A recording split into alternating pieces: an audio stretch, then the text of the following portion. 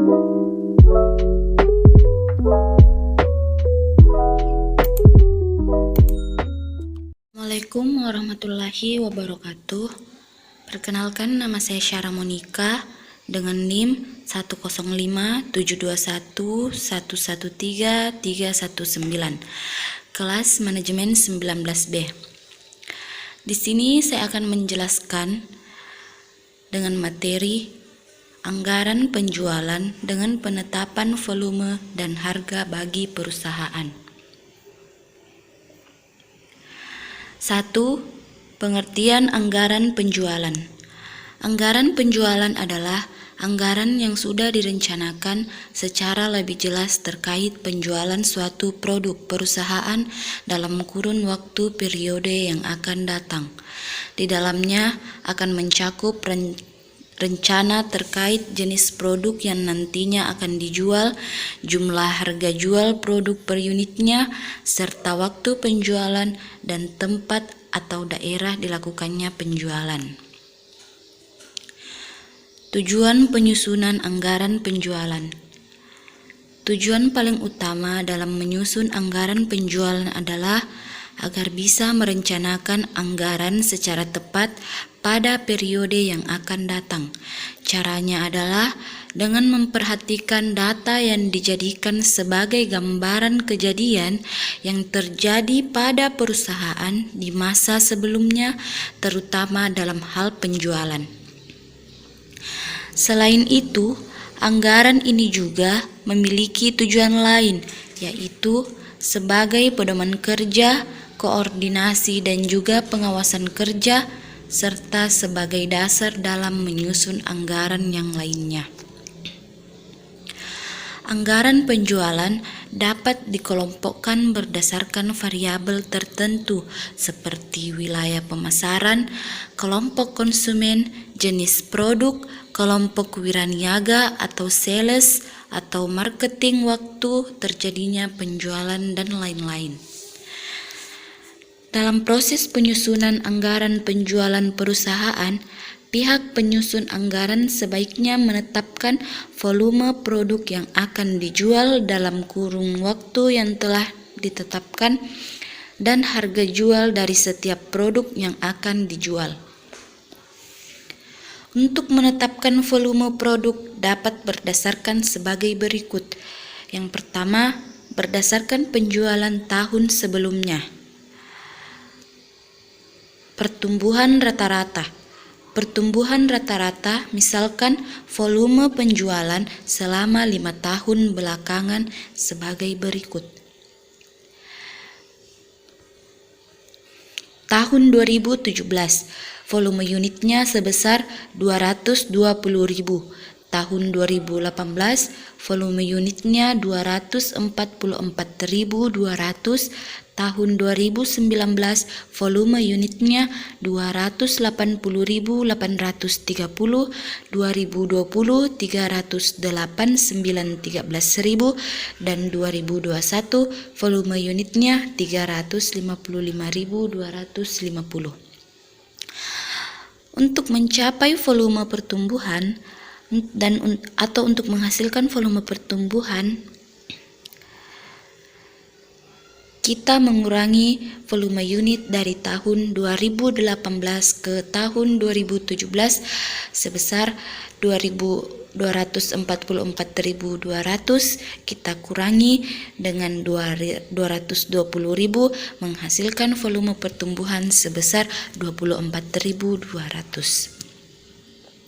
Dan begitupun sebaliknya, jika untuk menghasilkan volume pertumbuhan senilai 36.630, kita kurangi dari tahun 2019 ke tahun 2018, atau volume unitnya 280.800, kita kurangi 244.200, menghasilkan volume pertumbuhan sebesar 36.630.000.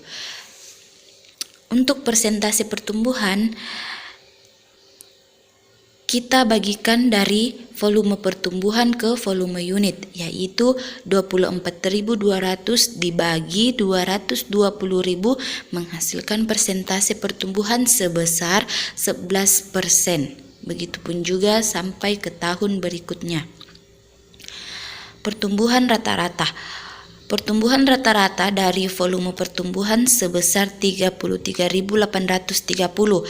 Mengapa 33.830? Karena dari hasil semua pertumbuhan kita tambahkan dari 24.200 ditambah 36.630 ditambah 28.083 rupiah ditambah 46.337 rupiah dibagi dengan 4 karena volume pertumbuhan 4, jadi kita bagikan dari semua hasil pertambahan dari volume pertumbuhan dibagi dengan 4 menghasilkan pertumbuhan rata-rata sebesar 33.813 rupiah. Begitupun dengan persentase pertumbuhan. Semua hasil persentase pertumbuhan kita bagikan 4 menghasilkan dengan 12,75%. Seperti yang saya jelaskan di slide sebelumnya, untuk pertumbuhan tahun 2018 didapat sebesar 24.200 dari selisih volume tahun 2018 ke tahun 2017, kemudian untuk persentase didapatkan dari hasil selisih tersebut dibagi dengan tahun sebelumnya.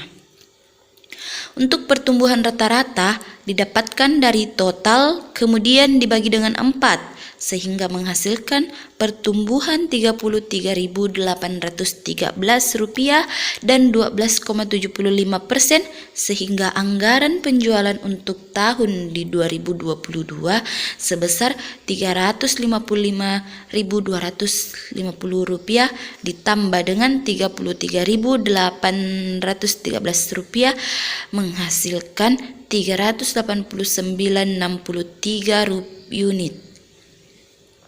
Sehingga kita kembali ke manajer perusahaan. Apakah mau menggunakan volume atau persentase untuk menentukan anggaran penjualan dari perusahaannya untuk tahun depannya? Yang kedua, least square. Metode ini biasanya digunakan di ilmu statistik untuk membuat taksiran dari suatu tren tertentu dengan rumus Y sama dengan A ditambah BX, di mana Y itu nilai proyeksi Y untuk suatu nilai X dan A itu yaitu konstanta nilai Y seandainya X sama dengan 0 dan B itu slope menunjukkan berapa satuan Y akan berubah seandainya X berubah satu satuan, di mana A sama dengan sigma Y per N dan B sama dengan sigma XY atau sigma X pangkat 2 atau X kuadrat. Sigma jumlah penjualan aktual N sama dengan jumlah tahun dalam data, sigma XY yaitu jumlah perkalian X dan Y, sigma X pangkat 2 atau kuadrat jumlah kuadrat dari variabel X. Yang berarti variabel X adalah tahun yaitu 2017, 2018, 2019, 2020, dan 2021. Untuk mempermudah perhitungan variabel waktu tidak dinyatakan dalam tahun tetapi dalam satuan angka seperti -2, -1, 0, 1, 2, dan seterusnya disebut angka kode atau coding. Metode pembuatan ini disebut coded method.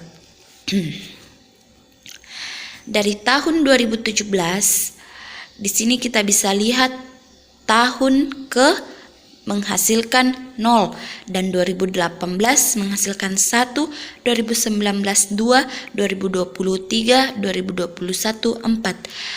Volume penjualannya kita ambil dari tabel di slide yang tadi. volume penjualannya yaitu di 2017 sama ya 220.000, 2018 244.200, 2019 280.830 rupiah, 2020 389.13 rupiah, 2021 355.250 rupiah. Nilai X1, di mana kita mengambil nilai X1. Nilai X1 itu kita ambil dari satuan angka atau disebut dengan angka kode atau coding, yaitu negatif 2, negatif 1, 0, 1, 2. Untuk menghasilkan X1 dan Y1,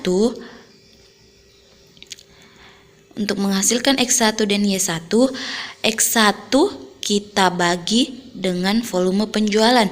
Seperti negatif 2 kita bagi dengan 220.000 rupiah, menghasilkan dengan negatif 440.000 rupiah. Di sini kita pakaikan buka kurung, tanda kita gantikan dengan negatif karena buka kurung itu negatif. Di sini ya kita taruh. Dan begitu seterusnya, dengan negatif 1 dibagi dengan 244.200 menghasilkan negatif 244.200. Begitupun dengan seterusnya. Dan untuk menghasilkan nilai X1 kuadrat, kita bagikan dengan X1, negatif 2 dikuadratkan 2 dibagi 2 dengan menghasilkan positif 4. Begitupun dengan seterusnya. Sehingga A sama dengan 1.409.193 dibagi 5 sama dengan 281.193 dikali 6. B 335.213 rupiah dibagi 10 sama dengan 33.521,3. X sama dengan 3 atau coding untuk tahun 2022. Jadi di sini X itu kita ubah, kita pakaikan tanda 3 ya.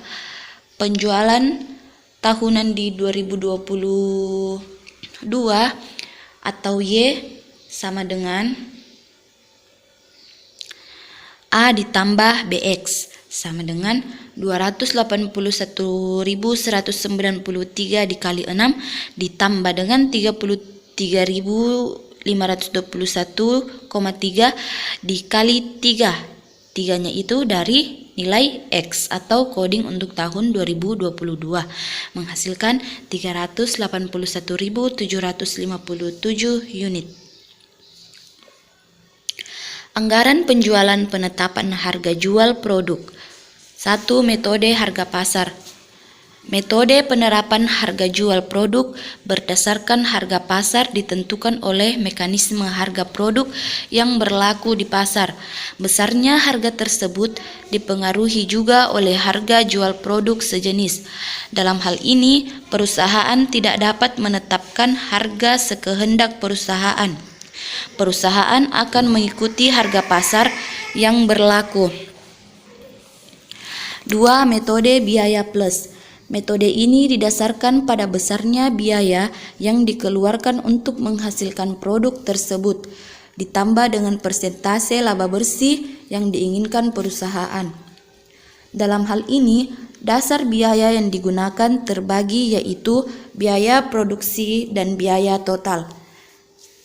Ilustrasinya, kapasitas produk normal dari PT 5 Pilar per tahun adalah sebesar 120.000 per unit, tetapi perusahaan berencana hanya memproduksi produk sebanyak 100.000 per unit.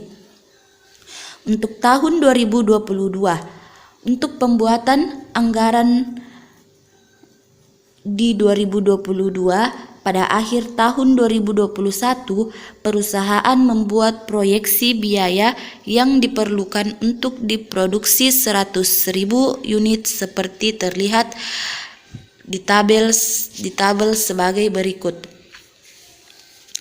Untuk biaya bahan langsungnya Rp200.000, biaya tenaga kerja langsung Rp350.000, biaya overhead variabel sebesar Rp150.000, biaya overhead tetap sebesar Rp240.000, biaya pemasaran variabel sebesar Rp100.000, biaya pemasaran tetap sebesar Rp50.000, biaya admin dan umum sebesar Rp110.000.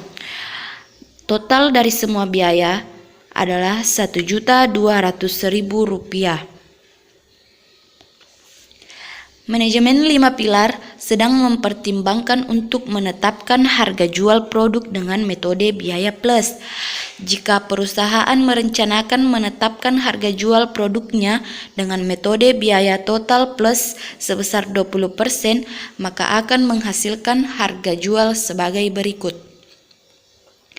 Penjualan total sebesar ditambah biaya total ditambah 20% menghasilkan Rp1.200.000 ditambah 20% dikali Rp1.200.000 dan Rp1.200.000 ditambah dengan Rp240.000 menghasilkan Rp1.440.000.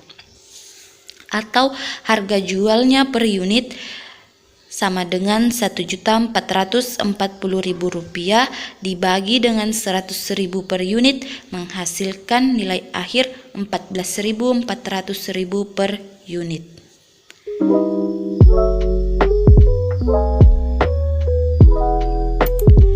Demikianlah presentasi yang saya bawakan, kurang dan lebihnya mohon dimaafkan.